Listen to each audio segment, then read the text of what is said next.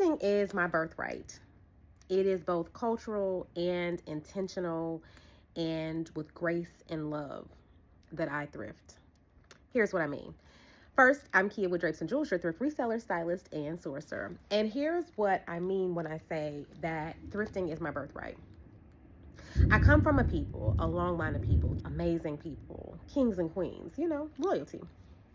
And I also come from people who were kings and queens in their communities, but also worked as domestics and worked in factories and worked on the line and all of that.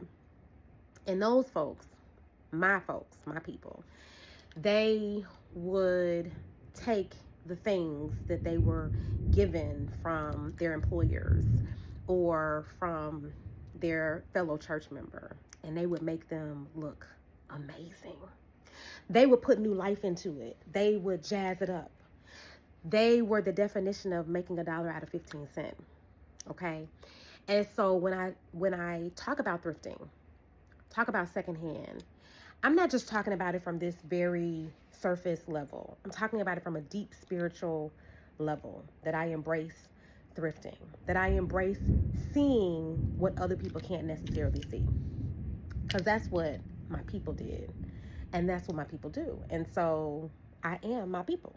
I want to remind you, for those folks who don't necessarily thrift, no judgment. You ain't got to. However, I want you to understand that if you ever go to a thrift store, a garage sale, yard sale, estate sale, even if you buy from one of the online sites, or if you come to me and buy from my virtual boutique or shop with me live, you are investing in a legacy of people who could see something bigger, better, more beautiful than maybe its first use. And I want to remind you how important that is and how beautiful that is. And I cherish that as my birthright. All right, thrifties, I hope that helps you. I hope that gives you something to think about. I hope that makes this journey a little bit deeper or more exciting than just going and spending money.